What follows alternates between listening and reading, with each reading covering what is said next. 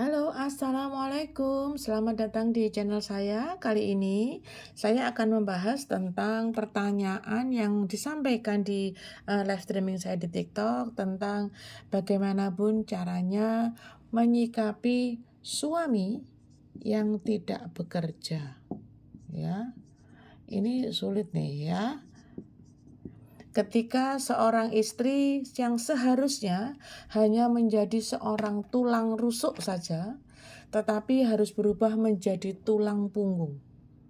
Berat memang, saya yakin itu sangat berat, di mana setiap rumah tangga pasti menuntut tanggung jawab dari suami untuk melakukan kerja, untuk menghasilkan penghasilan, pendapatan ya, yang gunanya adalah untuk mencukupi kebutuhan jelas, ya. Pasti tujuan utamanya adalah untuk mencukupi kebutuhan, ya. Sekali lagi, saya ulang kalimat saya, bahwa untuk mencukupi kebutuhan, ya. Bukan bukan untuk mencukupi keinginan, bukan untuk memuaskan keinginan, ya. Nah, sekarang kita bahas satu-satu ya.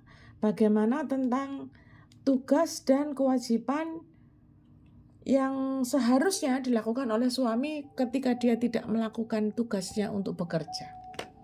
Ya. Tugas suami itu bekerja untuk mencari penghasilan.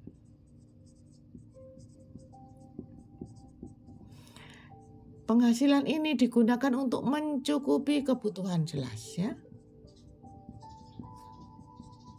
Ketika kebutuhan tercukupi, maka akan muncul lagi memenuhi keinginan. Nah, ini mulai melebar nih. Ya. Kalau semula hanya sampai kepada mencukupi kebutuhan saja, maka sekarang sudah mulai memunculkan keinginan yang harus dipenuhi.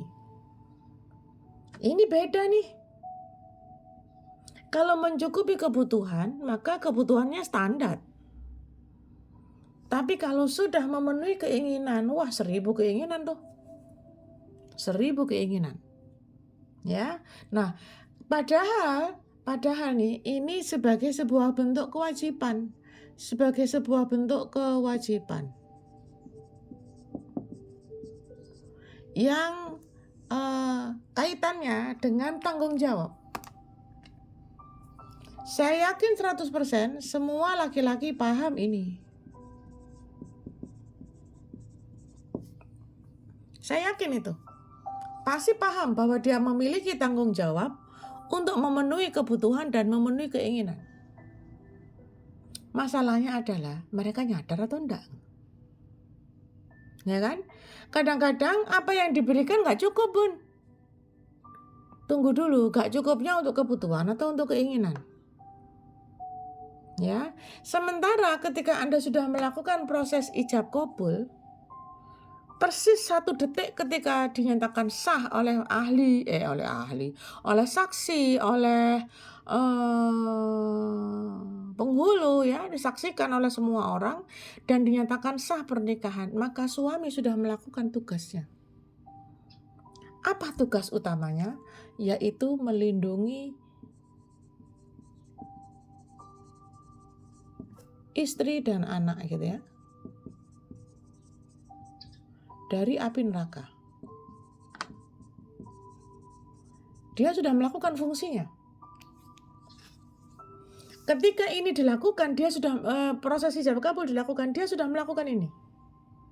Padahal belum ngapain-ngapain tuh. Bahkan istri yang dia ajak berijab kabul, belum ada tugas dan kewajiban yang muncul kecuali satu, taat. Taat kepada suami ketika kondisi sedang baik-baik saja, ekonomi tercukupi, gampang. Tapi ketika si suami melupakan proses dia untuk mencukupi kebutuhan, apalagi memenuhi keinginan, sulitnya luar biasa tuh. Saya yakin Anda yang mendengar ini pasti sekarang lagi mengangguk, yes. Di awal-awal pernikahan untuk seorang istri taat kepada suami gampang. Tapi kalau sudah muncul kebutuhan, muncul keinginan, kebutuhan sajalah ya, rumah ya, kemudian tempat tinggal ya, dan segala macam, maka akan sulit tuh. Karena yang muncul sudah ada keinginan. Padahal istri diminta untuk taat, mulai dia ijab kabul sampai maut memisahkan, sampai selesai. Karena apa? Tugas yang satu ini dilakukan suami kapanpun, dimanapun, selama terikat dalam proses pernikahan. Jadi selama Anda dalam proses pernikahan, maka Anda aman dari ini nih. Oke? Nah, nanti pada prosesnya, pada selanjutnya ketika sudah melakukan proses pernikahan, belum tentu si suami sadar akan kewajibannya di dunia. Ini kewajiban di akhirat nih. Kewajiban di dunia adalah tanggung jawab terhadap kebutuhan dan keinginan. Ini tanggung jawab di dunia nih.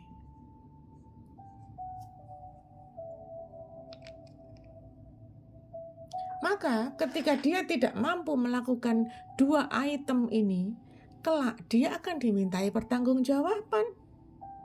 Dan itu bukan istri, tapi suami yang akan dimintai pertanggungjawaban karena dia tidak mampu melakukan kewajiban dia di dunia. Itu bukan istri, tapi suami. Istri tugasnya tetap sama, taat. Bun, apakah taat itu termasuk memaafkan? Jika memaafkan itu disenangi Allah, lakukan. Bun, bagaimana kalau suami sudah gak kerja, selingkuh lagi? Bagaimana aku bisa taat? Tugasmu, Mbak. Ini sudah menjadi tugas Anda. Masalah nanti dia tidak melakukan tugasnya, maka dia yang akan dimintai pertanggungjawaban, bukan Anda. Oke? Sampai di sini tentang suami selesai. Bahwa apapun yang dia lakukan adalah dalam rangka melindungi ini. Masalah apakah dia melakukan ini atau tidak, maka dia akan dimintai pertanggungjawaban karena dia sudah melalaikan kewajiban. Sementara istri yang tidak memiliki kewajiban terpaksa harus bekerja. Nah, di sini nih. Istri karena tidak melakukan bukan kewajiban, dia harus kerja untuk memenuhi kewajiban. Bagaimana pun hukumnya? Karena ini bukan kewajiban, ini berdasarkan kerelaan, maka ini menghasilkan item yang namanya pahala sedekah.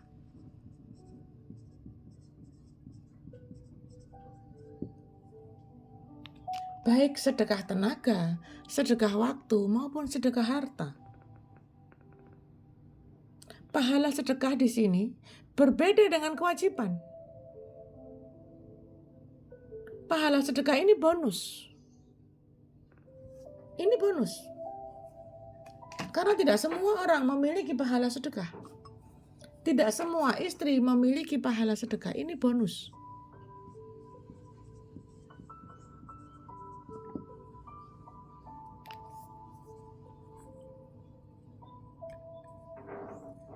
Sementara yang di sini kewajiban yang akan dimintai pertanggungjawaban. Beda ya. Ini saya tulis nih ya. PR saya ingat ya. Masya Allah. Jadi kalau Anda memiliki kesempatan untuk bekerja sebagai tulang punggung, maka itu berpahala sedekah dan itu bonus. Bayangkan berapa besar bonus Anda selama Anda menjadi tulang punggung. Anda sudah sedekah tenaga ketika menyusui, Anda sudah sedekah tenaga ketika nyuci piring, nyuci baju, setrika, nyapu, ngepel. Sedekah semua tuh. Apalagi Anda kerja. Luar biasa sedekahnya. Pertanyaannya, apakah proses bekerja ini engkau lakukan dengan lillahi ta'ala? Apakah proses melakukan bekerja itu engkau lakukan dengan bersungut-sungut? Maka ini corek.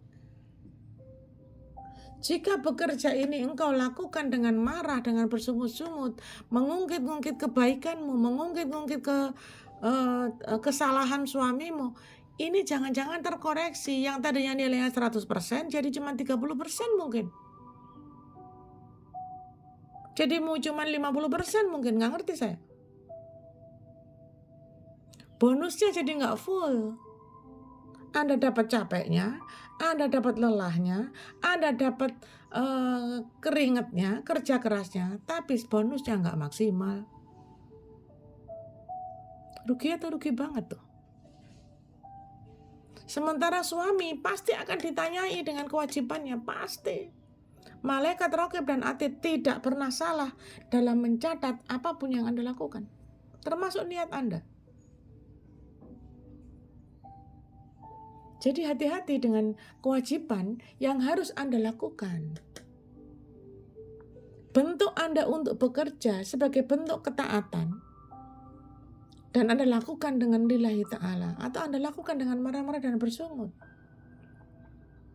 Ketika Anda mengungkit-ungkit kebaikan yang Anda lakukan, bonusmu nggak genep, bonusnya akan nggak maksimal. Lalu ketika usia-usia ini nih, ya, suami gak kerja, istri yang harus bekerja, ini biasanya dilakukan pada saat usia pernikahan. Biasanya nih ya, antara 1 tahun hingga 10 tahun awal. Padahal di usia ini adalah usia produktif ketika anak dihasilkan. Maka ketika usia anak dihasilkan ini, anak-anak dalam waktu merekam sepenuhnya. Anak-anak merekam nih.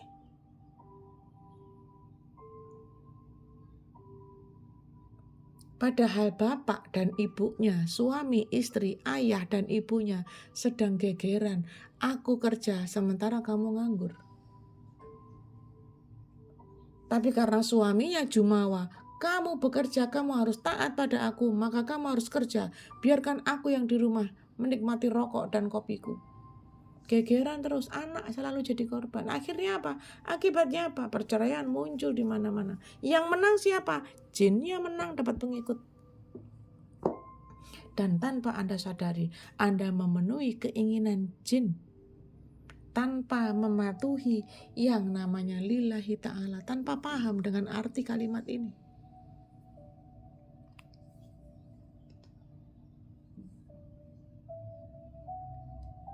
Sehingga pada titik yang sama, Anda telah melakukan sebuah kesia-siaan. Sudah capek, sudah lelah, sudah emosi jiwa, tapi bonusnya nggak lengkap.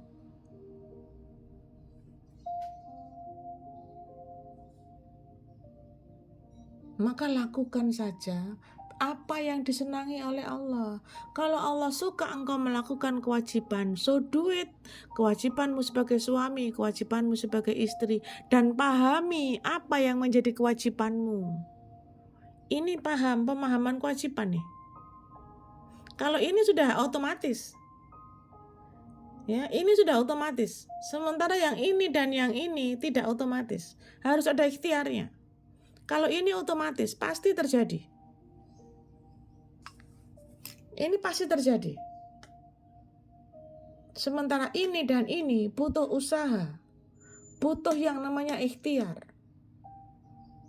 Supaya ikhtiarmu berhasil, maka lakukan dengan ditambahkan dengan kepatuhan kepada ini. Maka lakukan proses Anda mencukupi kebutuhan, keinginan, ketaatan sebagai bentuk pengabdian Anda kepada penciptamu. Itu maksudnya. Itu maksudnya aku.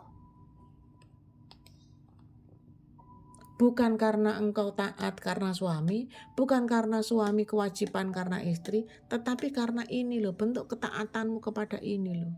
Karena engkau tengah menjadi amar ma'ruf nahi mungkar.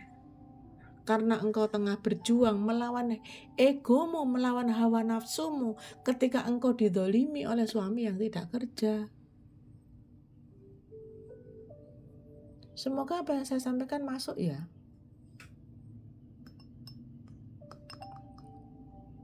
Maka mulai sekarang ketika seorang istri maupun seorang suami bekerja, setiap langkah yang akan kau lakukan sebelum engkau melangkahkan kaki menuju ke tempat pekerjaanmu, maka lakukan atas dasar doa. Maka lakukan dengan doa.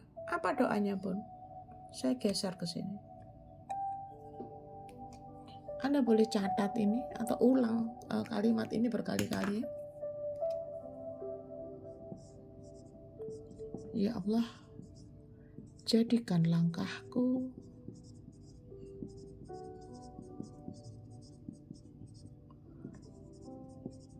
dalam ikhtiarku menjadi catatan kebaikanku.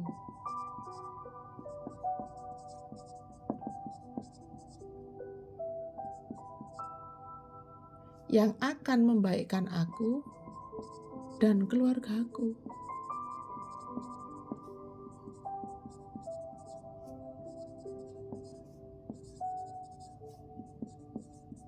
Anak-anakku boleh.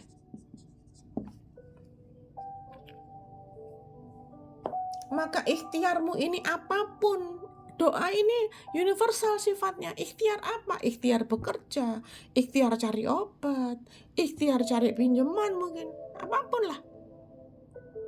Karena Anda sedang berikhtiar gitu. Anda sedang membiarkan Allah untuk berkehendak dalam hidupmu, bukan Anda yang berkehendak.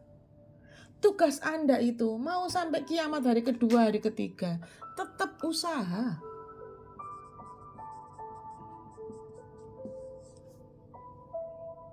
Ini ranahnya manusia. Sementara hasil itu ranahnya Rob.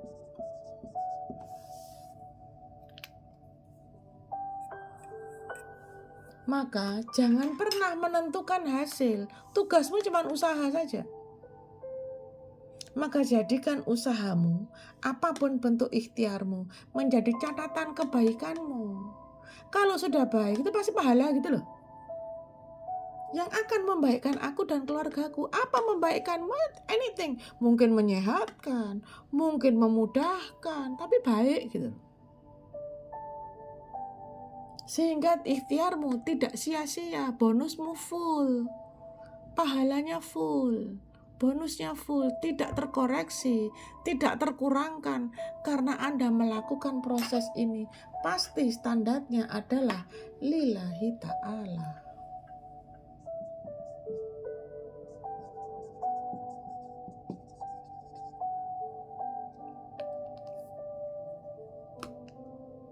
Jangan jadikan langkahmu dalam berusaha, dalam berikhtiar sia-sia. Karena engkau tidak tahu langkah mana, kebaikan apa yang kau lakukan yang membawamu dalam kebaikan. Kamu gak pernah tahu. Mungkin ketika langkahmu ke dapur, mungkin ketika langkahmu ke kamar mandi memandikan anakmu, mungkin ketika langkahmu nyapu, ngepel, atau ketika langkahmu nengok tetangga, gak ngerti yang mana. Mana langkahku yang akan membaikkan hidupku? Kamu gak pernah tahu, Bun. So, lakukan setiap langkah yang membutuhkan tenagamu itu sebagai catatan kebaikan. Munculkan lillahi ta'alamu every single time, every single minute, setiap menit, setiap langkah, agar engkau tidak rugi dalam berkegiatan. Sementara itu biarkan orang lain yang melakukan panen atas apa yang mereka lakukan. Sementara Anda panen terhadap apa yang Anda lakukan. Karena masing-masing tidak pernah menanggung dosa orang lain.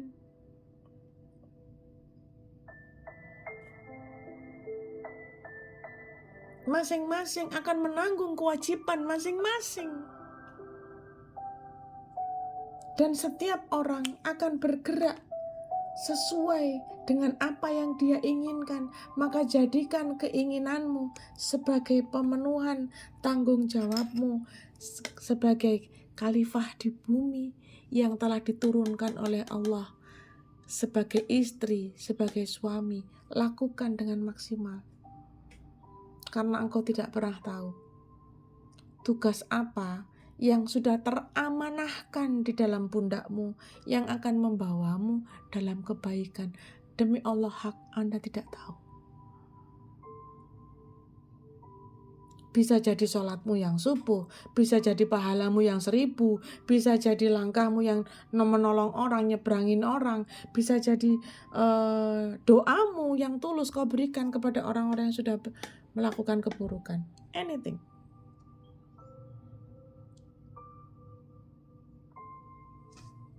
Baik, saya rasa cukup itu yang bisa saya sampaikan dalam video saya kali ini. Semoga cukup menggugah panjenengan, semoga cukup mengembalikan Anda kepada niat Anda di awal ketika membentuk sebuah ikatan pernikahan, agar pernikahanmu sakinah, mawaddah, warahmah. Tugas kita hanya berusaha, maka jadikan setiap usaha sekecil apapun usaha yang kau lakukan, engkau dasari atas dasar Allah. Cekap semanten atau dalam. Semoga manfaat video ini, boleh di-share, boleh disampaikan kepada banyak orang sebagai bentuk kebaikan yang bisa Anda lakukan. Silahkan di komen, silahkan di share dan di subscribe channel ini apabila memang channel ini bermanfaat untuk Anda. Sedikit yang Anda lakukan dalam membantu saya untuk membaikkan banyak orang akan menjadi sebuah bentuk catatan kebaikan untuk Anda juga. Cekap semangat atau dalam. Sampai ketemu di video selanjutnya. Salam.